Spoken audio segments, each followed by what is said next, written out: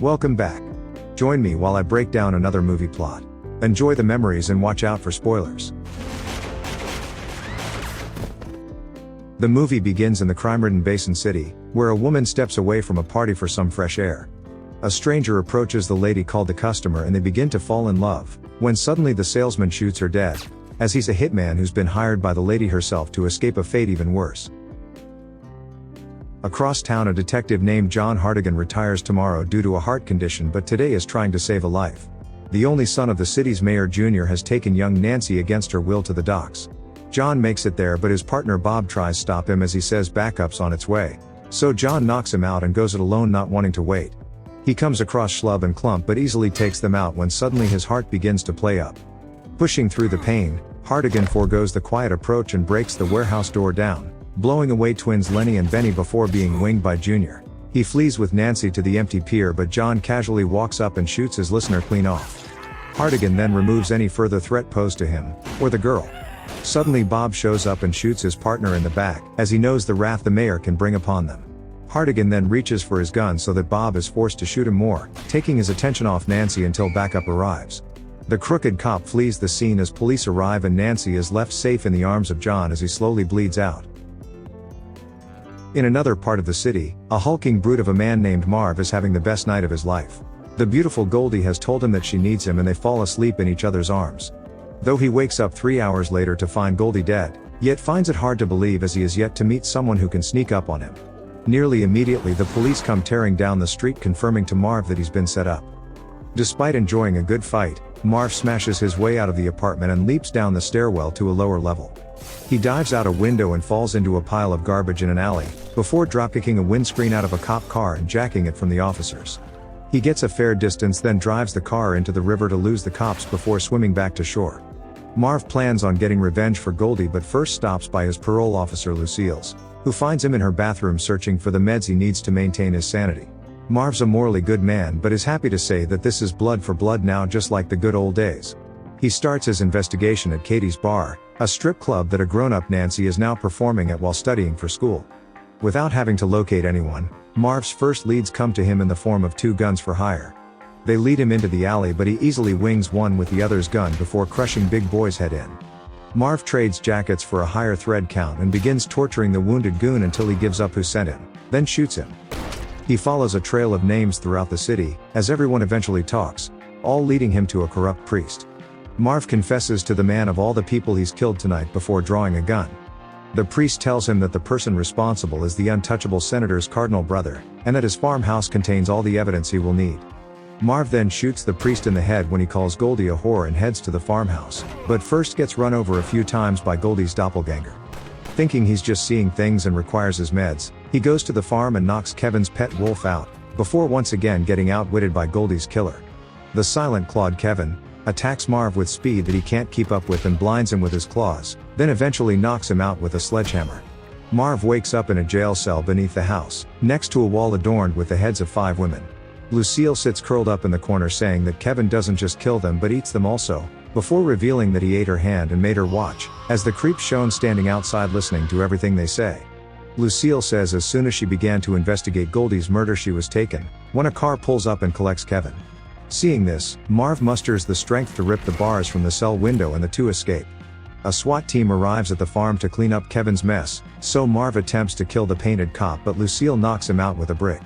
She tries to surrender herself but the leader just mows her down with his Uzi and triple taps her. Marv grabs a hatchet and begins another one of his rampages, slaughtering the entire squad as the painted cop misses all his bullets. After torturing him, Marv wonders if maybe he's just turned into what the doctors always said he would become, a maniac. He heads down to Old Town and begins to ask Goldie's co-workers for any information, when Goldie's doppelganger shows up again and knocks Marv out with a bullet to the head. He wakes up tied to a chair surrounded by the girls of Old Town with Wendy pistol whipping him. She believes Marv's responsible for her twin sister's death and the other missing women, but he convinces her that she came to him for protection. He stands up having had the ability to disarm her at any time but just wanted to convince them first. The 2 go to a hardware store and buy everything Marv needs to kill Kevin, then drive up to the farm again. On the way Marv's told that Goldie worked the men of the clergy, revealing that she must have discovered Kevin's evil tendencies and that's why she went to him for protection. When asked why Marv's doing this, he says he's never even been able to pay for a woman with a face like his, and that she was the first to ever show him kindness. At the farmhouse, Marv sets up razor wire to slow Kevin down and petrol bombs the house to lure him in, but he's too slick and jumps it. Marv takes another beating by the claws and feet of Kevin but eventually tanks it all and cuffs him. After knocking him out, Marv slowly dismembers Kevin, but he just sits there silent the whole time until eventually his wolf eats the rest of him. He then knocks Wendy out and leaves her at Nancy's place for her own safety, before driving over to Cardinal Roark's monastery to finish things. He quietly takes out the guards on his way into the compound and produces Kevin's head to Roark.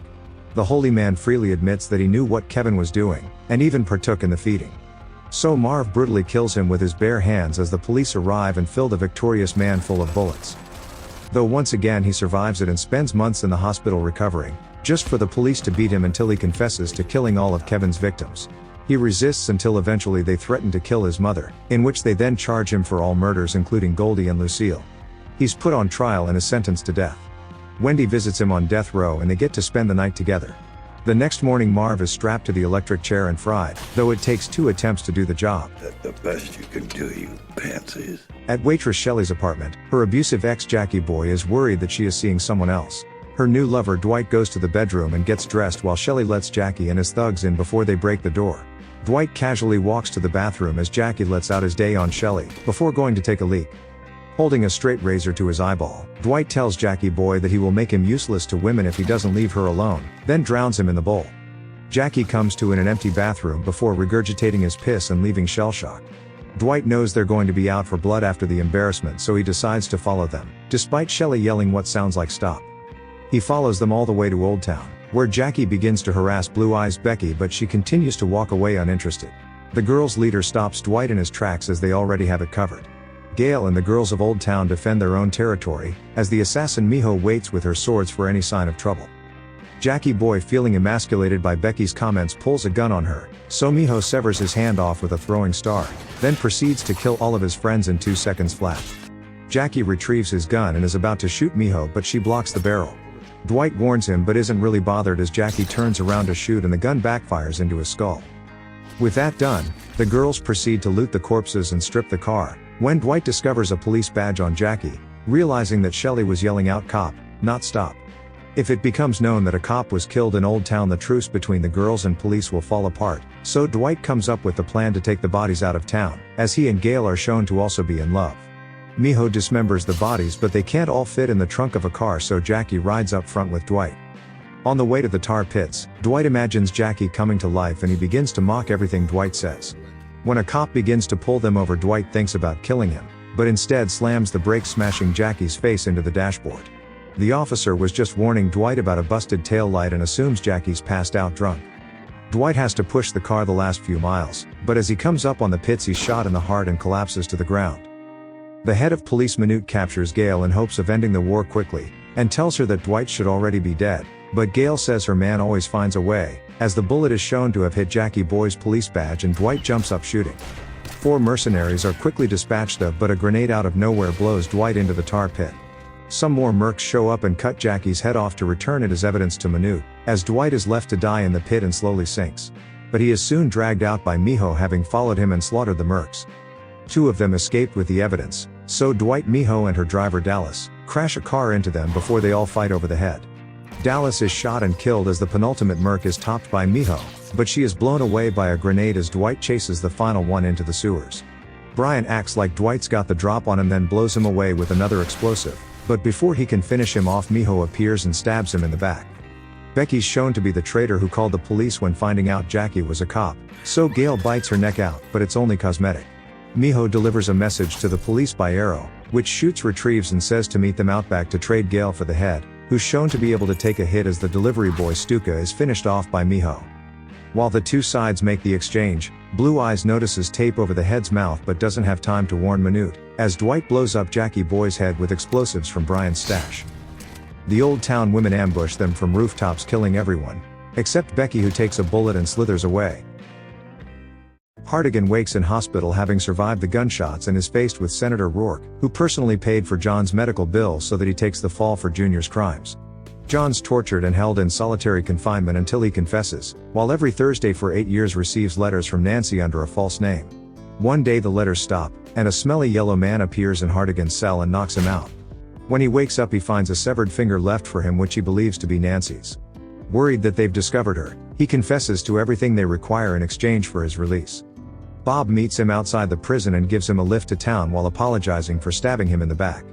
They go to Nancy's apartment but there's no sign of her, just a matchbook from Katie's bar, which Hartigan checks just to see if anyone there knows her, but doesn't expect to be directed by Shelley to an exotic dancer on stage, a grown-up filled out Nancy earning her way in Sin City.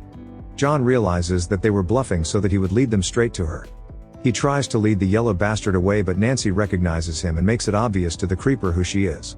Hartigan tells her to quickly grab her things and they take off in her car together.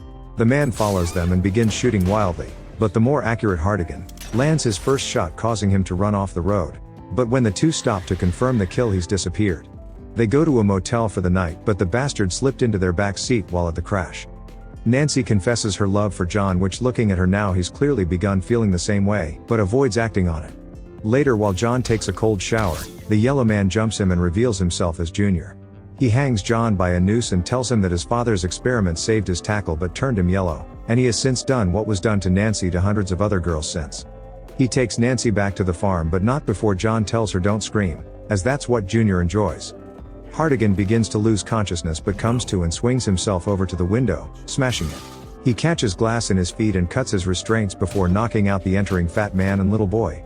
John takes their car to the farm where Junior is currently torturing Nancy but she doesn't give him the satisfaction of screaming. Still standing with a living Kevin, John makes his way through the farm silently killing the police officers on guard, but is shot alerting Junior to his arrival. Damn. Advancing officers are turned on and John confronts Junior in the barn, but collapses as he's not able to lift his heavy gun. Junior throws his Nancy shield away and approaches the downed Hartigan but he stabs the bastard in the chest, removes his genitals again, then beats his head in with his fists until he punches through to the floorboards. Afterwards, Hartigan sends Nancy home telling her that he's going to wait for the police and bring down Senator Roark once and for all. However, John knows that isn't possible, and that Roark will come for him and anyone he cares about for revenge, so he kills himself to protect her. At the hospital, Becky speaks with her mother about her broken arm when she's greeted by the salesman disguised as a doctor. Knowing exactly who he is, she tells her mother goodbye for the last time and hangs up the phone. And the movie ends. He'd be right at home on some ancient battlefield swinging an axe into somebody's face. They'd have tossed him girls like Nancy back then. Those hookers let you down. So you made it. I appreciate your time. I couldn't have done it without you. Tell your mother I said thanks. Plenty of nights I've drooled over Nancy, shoulder to shoulder with all the other losers like me.